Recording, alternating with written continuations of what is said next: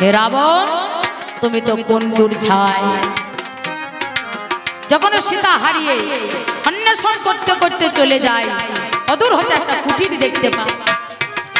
লক্ষ্মণ বলছে, দাদা আমি বড় পিপাসার্ত, আমি জল খাবো।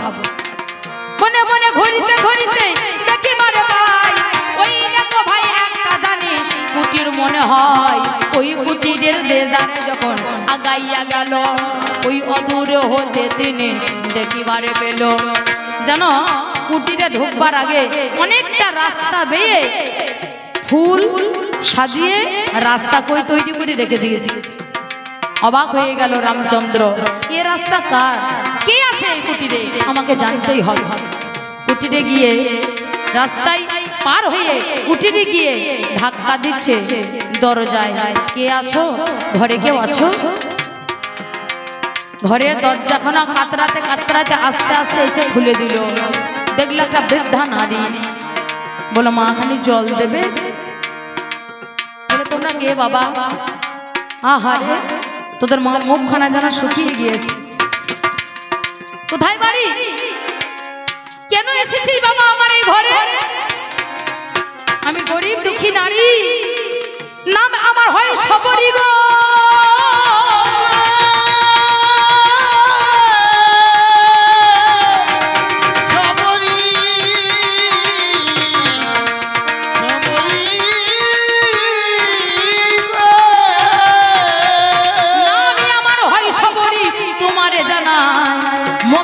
মনি দেখো আমি শিষ্য হয়, আমি হলাম ব্যাধের মেয়ে, নিচু জাতির মেয়ে হয়।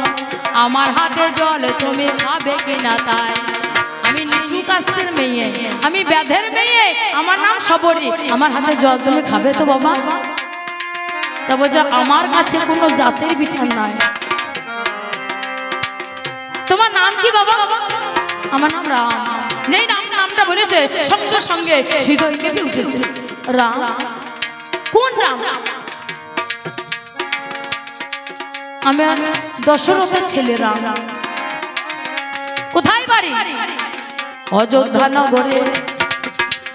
সত্য কথা আজকেই আমি বলি প্রকাশ করে, দশরথ রাজার ছেলে, অযোধ্যাতে বাস, রাম নাম ধরে। তুমি তো আর কেউ নয়, তুমি কি সেই রাম? তুমি কি সেই রাম যে রামের জন্য আমি এতদিন বসে আছি? তুমি কি সেই রাম? তুমি কি সেই ভগবান বলো নাই আমার, যাহার লাগি এত কালে ধরে আমি বসে রই? বলে আমি সেই রাম, আমি সেই পূর্ণ ব্রহ্ম সনাতন। সারা জগৎকে শিক্ষা দেওয়ার জন্য আমি পিতৃ সত্য পালন করবার জন্য আমি সংসার ছেড়েছি। আজ আমার সীতা হারিয়ে গেছে, বহুদিন পরে আমি তোমায় ভজতে ভজতে ভজতে ভজতে আমিও নিজে সংসার করিনি প্রভু, আমিও নিজে সংসার করিনি, সবরি বিয়ে করিনি। কবে রাম আমার আজকে ঘরে বলে বসে থাকতে থাকতে এত কাল চলে গেল, আমাকে 7 কাল দিয়ে আমাকে এক কালে ঠেকেছে। কোনো কোনো দিন মনে হচ্ছে যেন আমার মরেই যাবো আমি হয়তো। তা সত্যি হয়তো তোমার দয়া আছে, তোমার কৃপা অশেষ বলে আজ তুমি আমার ঘরে এলে, নিজে আমার ঘরে এসে আমায় দেখা দিলে।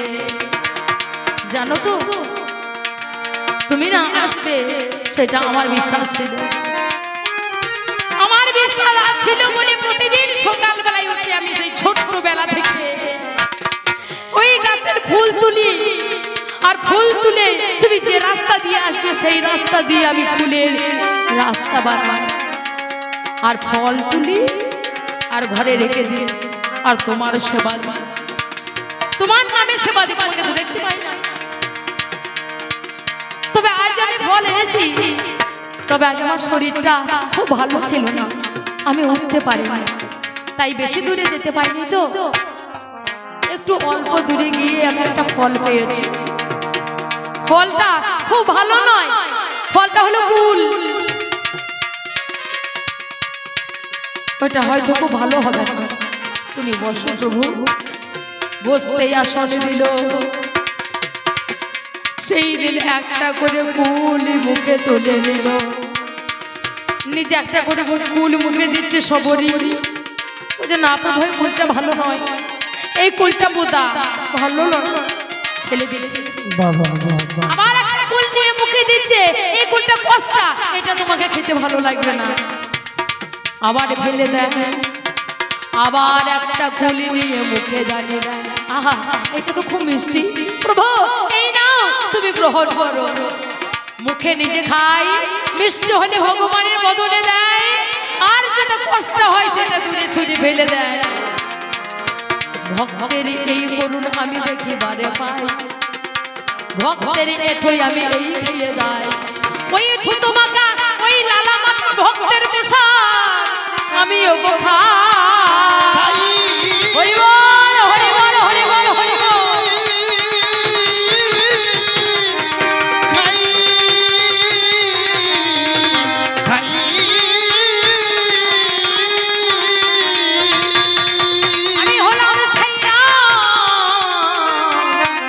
যার করুণার সীমানা, সেই দিন সশরীরে উদ্ধার পেয়ে স্বর্গ প্রাপ্ত হলো। হেরা সেই কারণে আজকে এসেছি আমি তোমাকে উদ্ধার করবার আশা।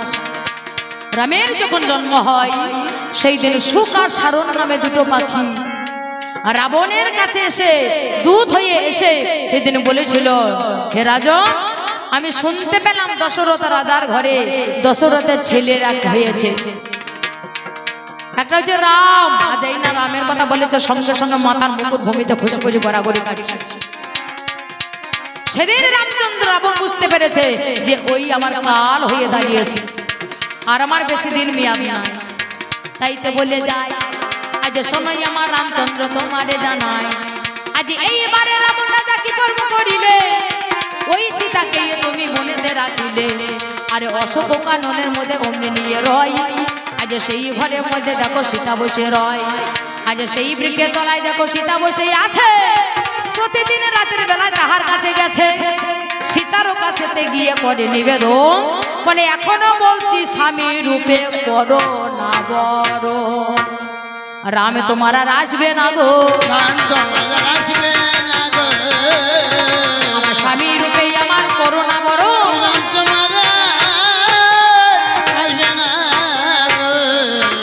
যার জন্য তুমি রাম রাম বলে ডাকছো সে রাম কোনোদিন তোমাকে নিতে আসতে পারবে না। তার কারণ এই রাম এখানে আসতে গেলে মাঝখানে আছে অকুল সমুদ্র, ওপারে হচ্ছে আছে রাম, আর এপারে হলো আমার বাস, রাম কোনোদিন আসতে পারবে না। আমি বলছি তুমি আমাকে স্বামী রূপে বরণ করো, আমি তোমায় কথা দিলাম সীতা, আমি তোমায় কথা দিলাম আমাকে যদি স্বামী রূপে বরণ করো, আমার এত এত রাজ রানী আছে, সমস্ত রানীগণ তোমার দাসত্বগিরি করবে, দাসী হয়ে কাজ করবে, এমনকি আমার পাটরানী যেজন মন্দাদরী, সেই মন্দাদরী পর্যন্ত তোমার সেবা করবে, তুমি আমাকে স্বামী রূপে বরণ করো। সেদিন বারবার অপমান করেছিল, তথাপিও সেদিন তুমি সীতাকে স্পর্শ করতে পারোনি, সীতাকে স্পর্শ করতে পারোনি, সীতার গায়ে হাত দিতে পারোনি, কেন? ওরে অভিশাপে রয়েছে,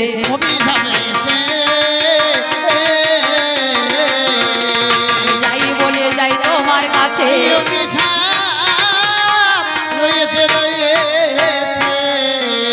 আমি কি বলিব ভাবের কথা, কি বলিব ভাবের কথা, রাবণ একদিন চলে যায়,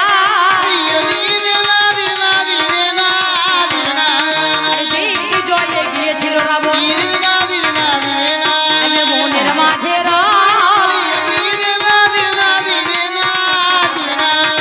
মনের মাঝারে একটা নারী দেখতে পেল, কলসিকাকে করে নারী জলে আনিতে গেল, ওই নারীটা সামনে এসে দাঁড়িয়ে বোঝায় যে শোনো শোনো শোনো সুন্দরী, বলে কে আপনি, কে? বলে আমি, আমাকে তুমি চিনবে না, কিন্তু তোমাকে না দেখে আমার বড্ড পছন্দ হয়েছে, তোমার নাম কি গো? নামটি আমার রম্ভা হলো, নামটি আমার রম্ভা হলো। আহা, কত সুন্দর তোমার নাম। তুমি আমায় বিবাহ করিবে রম্ভা, তুমি আমায় বিয়ে করো। বিয়ে করো মানে আমার স্বামী আছে, সংসার আছে, আমার শ্বশুর আছে, আমার শাশুড়ি আছে, হ্যাঁ আমি তোমাকে বিয়ে করবো কেন? কে তুমি? তাছাড়া তুমি আমার বয়োজ্যেষ্ঠ, অনেক বয়োজ্যেষ্ঠ, তুমি আমার বাবা তুল্য। বলা আমি কে জানো? আমি ত্রিভুবন বিজয়ী রাবণ রাজা। আমার কথা বিশ্ব জগৎ চলে, আমার কথা সব হয়। আর তোমার মতো একটা তুচ্ছ নারী সে আমার কথা বেঈমানি করছে। বলে কি বলে? রাবণ, সেই লঙ্কেশ্বর রাবণ? বলে হ্যাঁ আমি সেই লঙ্কেশ্বর রাবণ। ও তাই যদি হয়, খুড়ো মহাশয়, খুড়োকে তোমার খুড়োকে? বলে আপনি আমায় চিনতে পারবেন না, আমি হলাম আপনার পুত্রবধূ। পুত্রবধূ মানে? বলে আপনার যে বড় দাদা কুবের, কুবেরের ছেলে হলো নলকুবের, আর নলকুবেরের স্ত্রী হলাম আমি। তাহলে কুবের আপনার ভাইপো, হ্যাঁ কুবের আপনার দাদা, আর দাদার ছেলে নলকুবের আপনার ভাইপো, আমি হলাম ভাইপোর স্ত্রী, মানে আপনার পুত্রবধূ, বৌমা। তাহলে আমি আপনার বৌমা হয় আর আমার সঙ্গে এমন কথা কইতে নাই। এতক্ষণ না হয় জানতেন না আমার পরিচয়। আমি তো আপনাকে চিনি, আপনি আমাকে না চিনতে পারেন। বলে আমি পুত্রবধূ না মেয়ে আমিও সব জানি না। যত্ন করিয়ে সেই দিন রাবণ বিকর্ম করিল, জোরপূর্বক সেদিন তারে বলাৎকার করিল। 7 দিন ধরে বাবা কি বলিব হাই, রম্ভার সঙ্গে মিলনেতে মত্ত হয়ে রয়। 7 দিন ধরে রম্ভার সঙ্গে মিলনে রাবণ সেদিন তুমি মত্ত ছিলে। রাবণ তোমার কাছে আমার জিজ্ঞাসা, তুমি ত্রিসন্ধ্যা গায়ত্রী জপ করো এমন ব্রাহ্মণ তুমি, তাই 7 দিন ধরে যে সন্ধ্যার সঙ্গে মিলনে মত্ত ছিল, তাহলে ওই 7 দিন ত্রিসন্ধ্যা গায়ত্রী জপ হলো কেমন করে? জপ হলো কেমন করে? জপ হলো কেমন করে? বোঝাইবে আজ তুমি অন্তরে। জপ হলো কেমন করে বুঝাই বলো আমার করে। সেই বৌমাকে বলাৎকার করেছিলে তুমি, অবশেষে নলকুবের জানতে পেরে সেদিন অভিশাপ দিয়েছিল, হে রাজন, হে রাবণ রাজা, তোমার এত অহংকার, নিজের কন্যার সম মেয়ের সঙ্গে প্রতারণা করেছ। অভিশাপ দিলাম যে সত্যই তুমি রাবণ, যদি জোরপূর্বক কোন নারীকে তুমি স্পর্শ করেছ সেদিন তোমার মরণ হবে। সেদিন তোমার মরণ হবে। সেই দিনে তোমার মরণ হবে। সেই দিনে তোমার মরণ হবে। 10 মাথা কাটা যাবে। সেই দিনে তোমার মরণ হবে। 10 মাথা কাটা যাবে। 10 মাথা কাটা যাওয়ার পরেও তোমার মরণ হবে না, তথাপিও ওই নাভি পদ্মের আঘাত হয়েও তোমার বধ হবে, হতে হবে। তাই সেই অভিশাপটা কথা বারবার মনে করে যেত। যখন সীতার কাছে গিয়ে বলতো, সীতা তুমি আমাকে স্বামী রূপে বরণ করো, সীতা যখন অপমান করত, পুনরায় তাকে অপমান করবার জন্য তার কাছে গিয়েও আবার হাত গুটিয়ে নিত। মনে পড়ে গেত সেই কথাটা, হে রাবণ, এই কি তোমার ধর্ম? এই কি তোমার কর্ম? এই কি তোমার ভাব? তাই তুমি এই রামকে তুমি চেনো না, এই রামকে তুমি চেনো না, এই রামকে আজ তুমি চেনো না, এই রামকে তুমি চেনো না। শোনো বলি রাবণ রাজা, এই রামকে তুমি চেনো না, শোনো বলি রাবণ রাজা। একদিনে কথায় আমি তোমারে জানা জানা,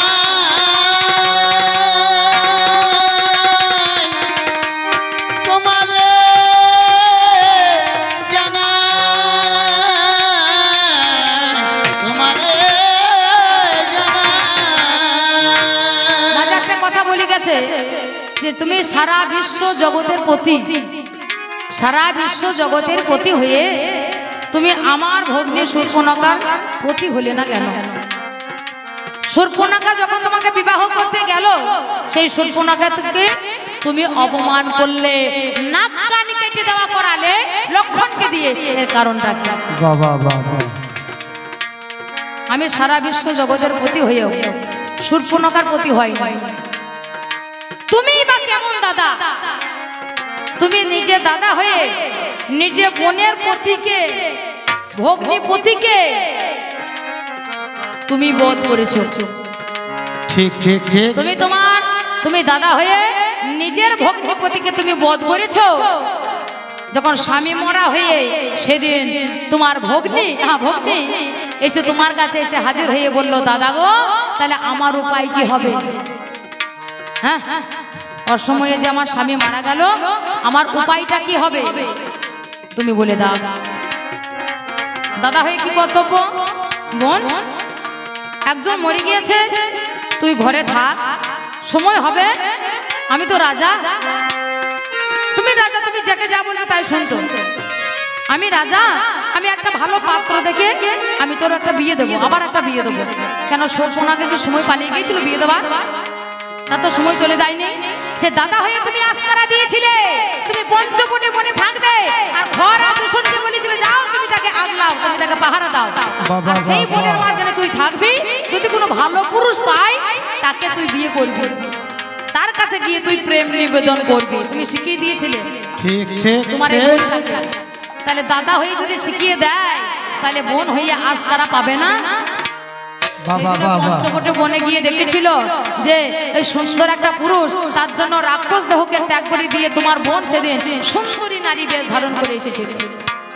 রামেরও কাছেতে গিয়ে করে নিবেদন, শোনো শোনো রামচন্দ্র বলে যায়, এখন আমায় তুমি করো বিয়ে, আমি তোমায় ভালোবাসি, তাই নিত্য নিত্যই আমি এই বনেতে আসি।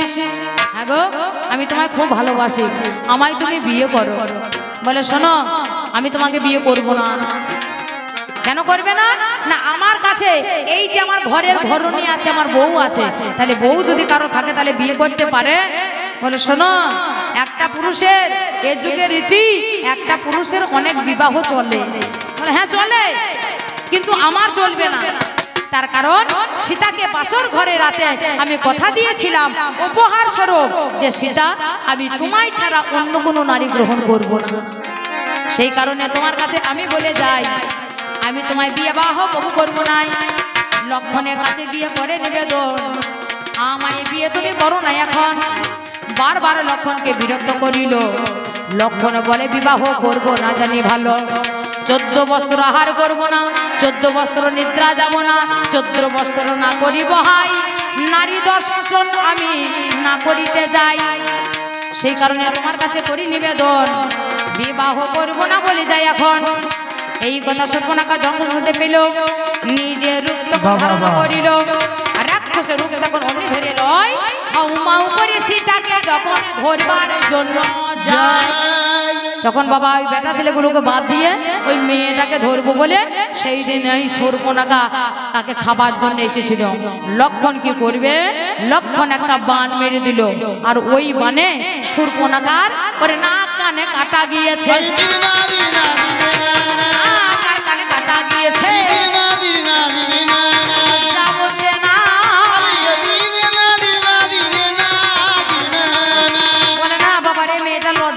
কিছু না, একবার নাক কান কাটা। নাক কান কি আর কাটা যায় না? কাটলে কেউ বেঁচে থাকে? হ্যাঁ, আসলে যার লজ্জা নাই, বেহায়া, তাকে বলা হয় লজ্জা নাই রে, একবারে বেহায়া, নাক কান একবার কাটা, ওর পিত্তি একবারে গলা। তা এর যা ভগ্নী না, এর যা বোন না, হ্যাঁ, একবারে নাক কান কাটা, একবারে লজ্জা বলতে না, একবারে ঝাড়া বেহায়া। লক্ষণ একটা বান মেরে দিল, ওই বানটা না কান কাটা গেল। নারী মুখ দেখে না, কিন্তু বানটা মেরে দিল, না কান কাটা গেল। নারী মুখ যদি না দেখি কেমনে কাটিবে? বান এমন একটা জিনিস বাবা, বান বলে না, বান মেরেছে আমার পায়ে, বান মেরেছে। আপনি আপনার নিজের ঘরে থেকে, নিজের বাড়ি থেকে আমাকে যদি বান মারেন, বানটা আমার গায়ে গিয়ে লাগবে। আমি কোথায় আছি? আমি বাক্স ভিতরে যদি বড়া থাকে, ওই বানটা আমার গায়ে গিয়ে লাগবে। তাহলে মুখ দেখার দরকার নাই, কারণ নাম নিয়ে যদি বান মারে, এই জায়গায় বান লাগবে বলে যদি বান মারে, ওই বানটা সেই জায়গায় গিয়ে লাগবে, তার মুখ দেখার দরকার নাই। চাইতে বলি পাল্লাগারে তোমারে জানাই, এই রকম ধরনের তোমার চরিত্র যে হয়, তাই বলি ও গো আমার গুণের গুণধর, ভাবের কথা যাইব বলে মনেরই মতো বাহ, বাহ, বাহ। আমার সঙ্গে জানি আমার ভক্ত হয় নামে জারি বীর হনুমান তোমারে জানাই সেই বজরাঙ্গলী সেই পবন পুত্র যে যার কৃপায় আজকে আমাদের এই অনুষ্ঠানের আয়োজন তার কথা একটু না বললে নয় তাই না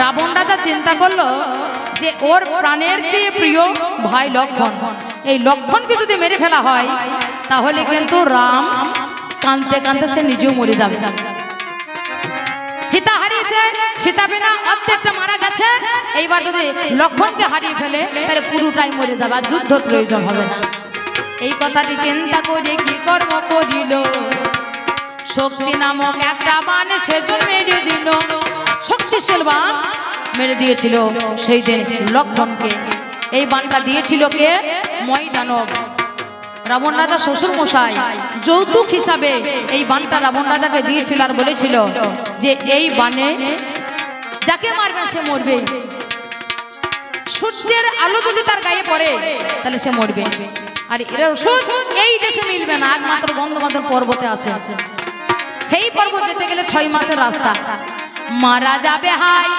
এই কথাটি চিন্তা করে বান মেরে দেয় সঙ্গে সঙ্গে যখন বাবা বান মেরে দিল লক্ষণে তিনি বাবা অচৈতন্য হলো অন্তর্ধান হয়ে লক্ষণ অমনি পড়ে রয় রামে তখন মনে মনে চিন্তা যে করয় হাই হাই কি হলো লক্ষণ চলে গেল কেমন করে প্রাণে আমি বাঁচবো এবার বলো রাম তো ক্ষণেকে জানতো যে আমি ভগবান আবার ক্ষণেকে ভুলে যেত কখনো জানতো আমি ভগবান তাকে যদি মণিপণি দেওয়া হতো শক্তির কথা বাহ, বাহ, বাহ। আবার কখনো রামচন্দ্র ভুলে যেত চিন্তা করতো আমি সাধারণ মানুষ এইবার কিন্তু রামচন্দ্র তিনি বসে বসে কাঁদছে কোথায় থেকে বীর হনুমান অমনি চলে এলো এইবারে এসে রামের কাছেতে গাহিল প্রভু আপনার এই চোখের জল আমার একটু ভালো লাগছে না আমি চেষ্টা করে দেখবো ওই যে সুসেন বৈদ্য বলেছে একে বাঁচাতে গেলে বিশল্যকরণী অস্থি সঞ্চারিণী মৃত সঞ্জীবনী আনতে হবে সেই সঞ্জীবনী বুটি এনে তার লক্ষণের বদলে দেবে তবে সে প্রাণে বাঁচবে প্রভু আমি যাব সেই গন্ধমাদন পর্বত আমায় তুমি আশীর্বাদ করো আমি যেন সেই পর্বতে সেই জড়িবুটি এনে আমি যেন খুরো লক্ষণের বদন আমি দিতে পারি এই বলে হনুমান তার আশীর্বাদ দেয় রামচন্দ্র হনুমানকে আশীর্বাদ দেয় হনুমান আমি তোমায় আশীর্বাদ দিলাম প্রাণ ভরে তুমি যাও জয় শ্রী রাম বলে পবনের গতিতে এইবারে হাজির হলো গন্ধমাদনেতে রাতের মধ্যে না পোহাইয়ে হাই গন্ধমাদন পর্বতেতে অমনি হাজির হয় ওই পর্বতেতে গিয়ে দেখিবারে পাই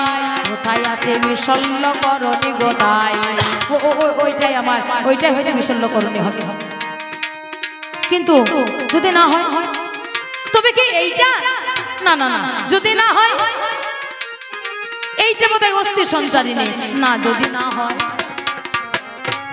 হনুমান তো চেনে না হনুমান তো কোনোদিন দেখেই নেই তাহলে চেনবে কি করে চিন্তা করছে এবার আমি কি করে নিয়ে যাব আমি এলাম তো ঠিক ঠিক পরে চিন্তা করে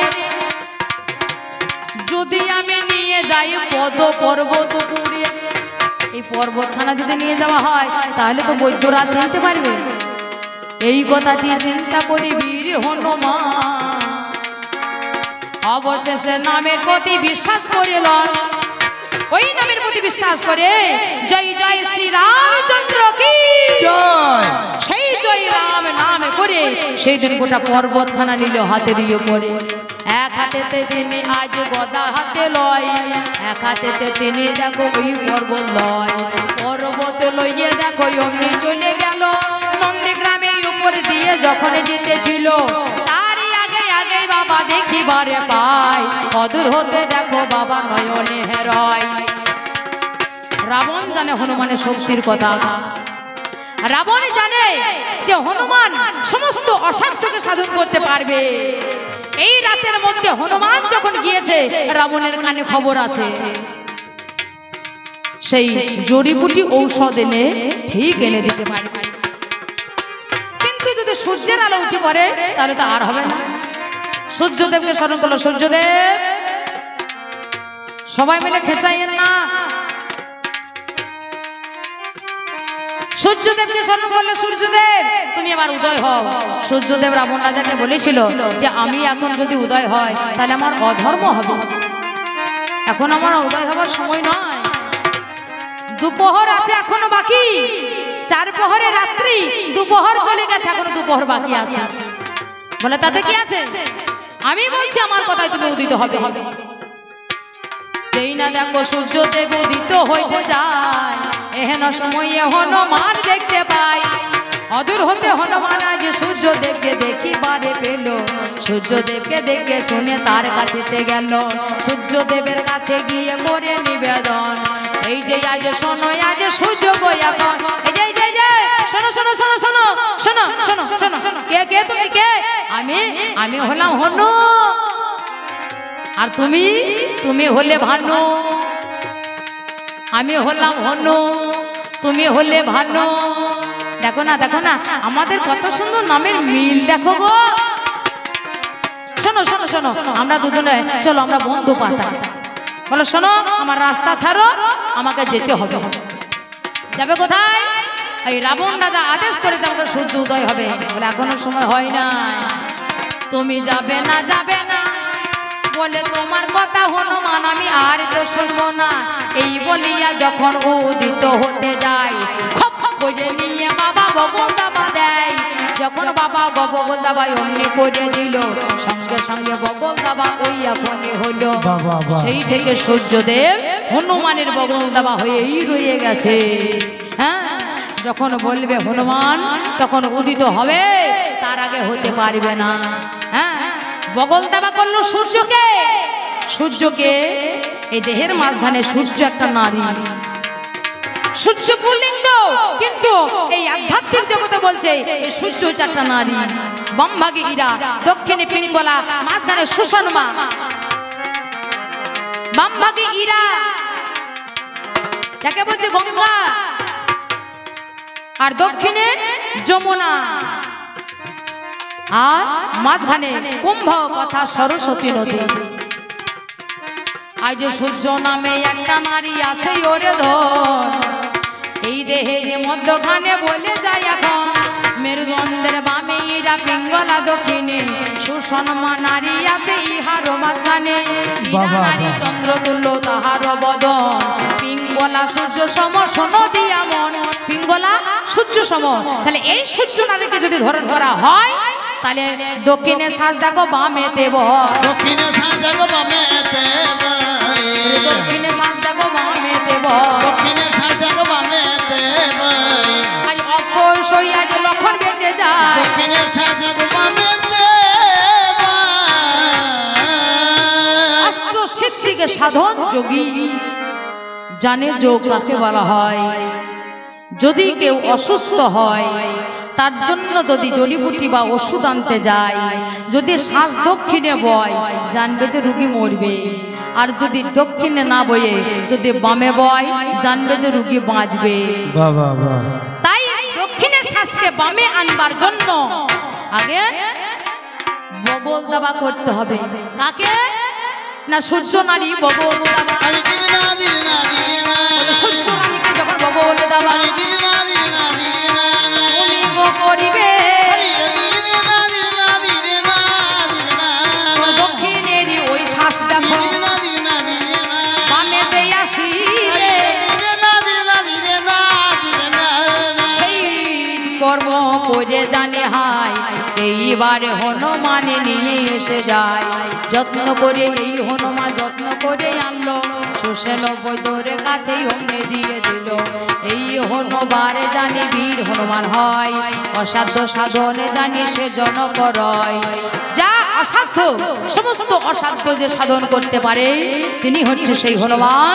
যা বক্ষ চিরে দেখিয়ে দিয়েছিল হৃদয়ের মাঝখানে রাম সীতার যুগল মূর্তি, ভগবান রামচন্দ্র তাকে এই বলে আশীর্বাদ দিয়েছিল, হনুমান তুমি 4 যুগেতেই অমর হবে, তুমি গুণের হনুমান। সত্যিকারী এই কথাই আজ শুনে যান, সত্য যুগের মাঝখানেতে শিবী হলো গণ, বীরভদ্র রূপে জন্ম ছিল গো তখন। ত্রেতা যুগের মাঝখানে তুমি হনুমান হলে, তারপর যুগে হনুমান হয়ে যাবে বলে। কলি যুগের মাঝখানেতে মুরারি গুপ্ত হবে, চার যুগেতে আজ তুমি অমর থাকিবে। সেই হলোই আমার দেখো বীর হনুমান। আর শোনোই আমার সেই কথাই আজ একটু শুনে যা। শ্রী গুরু চরণ সরজ রজ, নিজ মন মুকুর সুধারি। বরণ রঘুবর বিমল যশো, যোদায়ক ফলচারি। বুদ্ধিহীন তন জানিকে, সুমির পবন কুমার। বল বুদ্ধি বীর ধীর মোহি, হর গলে সবিকার। জয় হনুমান জ্ঞান গুণ সাগর, জয় কপীশ সে হলো কয়ু জাগর। রাম দূতয় দলিত বল ধামা, অঞ্জনে পুত্র পবন সুত রামা। এই হনুমান দেখো এ জগতে এলো, রামের দূত হয়ে কর্ম করে গেল। তাইতে বলি রাবণ রাজা তোমার জানা নাই, তোমার কর্মের গুণের ফলে আজ অবস্থা হয়। তাইতে বলি রাবণ রাজা যোগ গুণ ধন, যা করিলে ভবের মাঝে দেখে পাই এখন। এই জগতের মাঝখানে রাম ছাড়া কিছু নাই, তাইতে তুমি রাম গুণ গান ভরাই। রাম ছাড়া কি ভাই আছে জগৎ মাঝারে, আর রাম নামেতে উদ্ধার পাবে বলি তথা করে। এখনো তোমার সময় আছে গো, এখনো তোমার সময় আছে গো।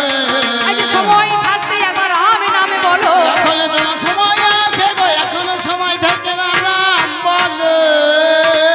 হে আমার রাবণ, তোমার যাহা বলার ছিল আমার অল্প তো জ্ঞান ভান্ডার খুলিতে তোমাকে নিবেদন করে গেলাম। এবার যাওয়ার বেলায় তোমায় কিছু জিজ্ঞাসা রেখে যায়, জিজ্ঞাসা রেখে যায়, তোমায় জিজ্ঞাসা রেখে যায়। জিজ্ঞাসা রেখে যায়, আমি তোমার কাছে শুনিবারে চাই। জিজ্ঞাসা রেখে যায়, রেখে যায় তোমার কাছে শুনিবারে চাই। রাবণের 10 মাথা আমি কানে শুনতে পাই। পাই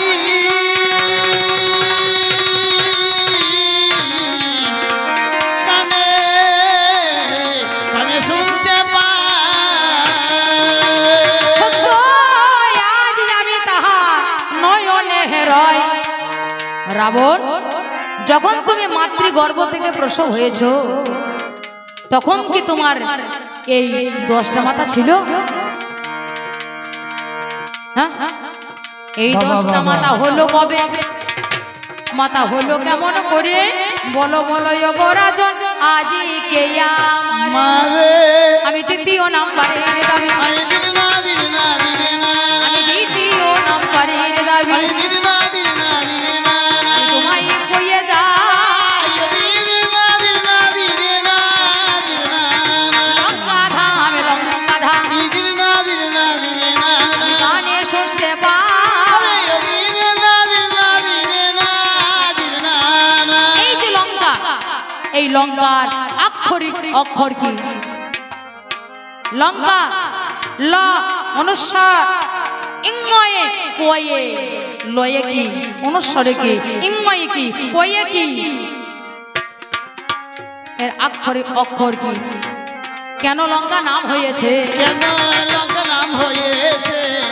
কেন লঙ্কা নাম হয়েছে? আরে কেন লঙ্কা নাম হয়েছে? বলো না রাবণ আমার কাছে। কেন লঙ্কা নাম হয়েছে?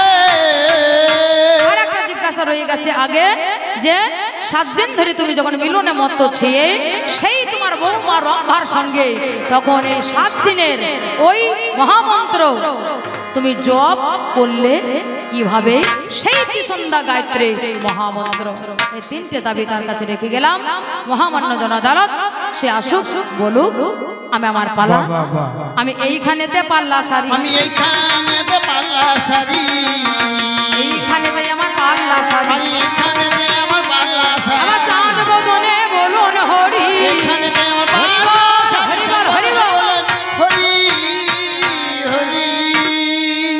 একদিন ভাবনাই রে মনে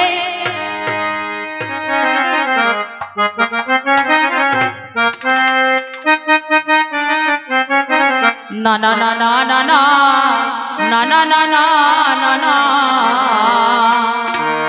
একদিন ভাবনাই রে মনে এই সুন্দর ভুবনে দুটা দিনের তরে বসতি গো সভা ভাবনাই রে মনে সুন্দর ভুবনে দু চার দিনের তরে বসতি গো সবাই ভাবনাই রে মনে সুন্দর ভুবনে দু চার দিনের তরে বসতি গো সবাই ভাবনাই রে মনে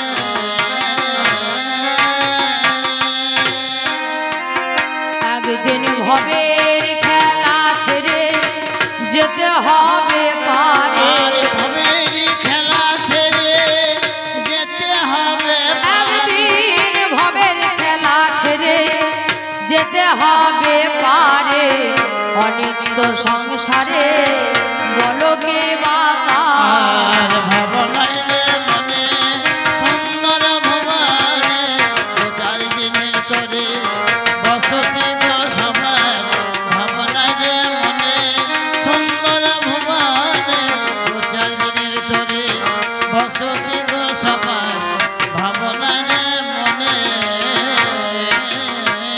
ছাতা বোঝাই করে মাল হলো আনা যার যেমন কপাল তার তেমন বেচা কেনা। আর ঝাঁটা বোঝা করে মাল হলো আনা যার যেমন কপাল তার তেমন বেচা কেনা আর ঝাঁকা বোঝাই করে মাল হলো আনা যার যেমন কপাল তার তেমন বেচা কেনা কারো হলো লাভি আবার কারো হলো দেনা আর কারো হলো লাভার কারো হলো দান আর কারো হলো লাভি আবার কারো হলো দেনা তবু আনা গোনা পরিবারে বাবা আর ভাবনাই রে মনে সুন্দর ভুবনে দু চার দিনের তরে বসতি গো সবাই ভাবনাই রে মনে সুন্দর ভুবনে দু চার দিনের তরে বসতি গো সবাই ভাবনাই রে মনে আহা, সমন রাজা যদি দেবে সমন জারি কোথায় পড়ে রবে দালান কোঠা বাড়ি সমর রাজা যেদিন দেবে সমর জানি কোথায় পড়ে রবে দালান কোঠা বাড়ি যতই চোখরাতে তোমার ঘোড়ার ঘাস কাটু শেষের বেলায় অন্তিম কালে সেই দিন ওই যমরাজাই তোমাকে নিয়ে যাবে টেনে মাথার ঘোড়ায় যখন এসে দাঁড়াবে সেদিন আর কোনো বাবা রক্ষা করতে পারবে না যতই তুমি পাকতি পাকতি ঘোরো না কেন দেখবে না সেই পাখি দেখবে মাথা ঘোড়া দিয়ে দাঁড়িয়ে আছে পূর্ব দিকে ঘোরো পূর্ব দিকে দেখবে মাথা ঘোড়ায় দাঁড়িয়ে আছে পশ্চিম দিকে সেখানেও দাঁড়িয়ে আছে দক্ষিণ দিকে সেইখানেও দাঁড়িয়ে আছে সব জায়গায় দেখবে যমরাজা দাঁড়িয়ে আছে ঠিক হ্যাঁ? তুমি যতই যমরাজাকে হাতের পুতুল বানিয়ে রাখো না কেন তুমি যতই যমরাজার বাবা হও এই কারেন্টটা যে তৈরি করেছে সে যদি এসে বলে আমি কারেন্টে হাত দেবো তাহলে ঝটকা মারবে না বাবা হলেও মারবে তাহলে মরণ কারো বারণ মানে না তাই